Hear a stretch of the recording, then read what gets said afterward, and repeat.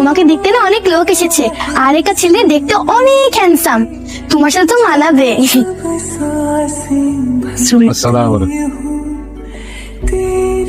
পড়াশোনা করতেছ? আমি বিবিএ কমপ্লিট করেছি। পরবর্তী প্ল্যান কি? ব্যাংকে চাকরি করার ইচ্ছা আছে। অয়ন, তোমার কিছু জানার আছে? আমার মনে হয় ওদেরকে একটু আলাদা করে কথা বলতে দাও। হ্যাঁ, আমি অয়ন, ঢাকা একটা মাল্টিন্যাশনাল কোম্পানিতে জব করছি। This is the first time আমি কোনো মেয়ে দেখতে আসছি উইথ মাই ফ্যামিলি। ঢাকায় কি একাই থাকা হয়? জি, একটা ছোট বাত। আপনি যদি কিছু মনে না করেন, আমরা কি একজন আরেকজনের নাম্বার এক্সচেঞ্জ করতে পারি? জি।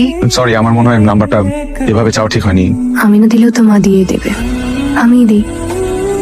না না, সমস্যা নেই, শেয়ার তো আমরা করতেই পারি।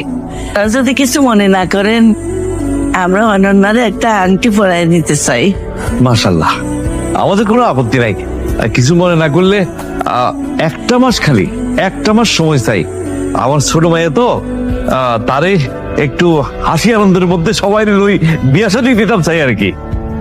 এই পাঞ্জাবিটা কেমন লাগছে? অনেক সুন্দর লাগছে, দাঁড়া। আসসালামু আলাইকুম, আমি অয়ন। বাবা, আমি অনন্যর বাবা।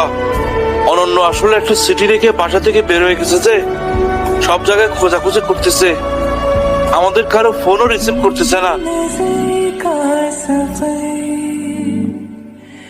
আমি আপনাকে অনেকবার বলার চেষ্টা করেও একটা কথা কখনো বলতে পারিনি।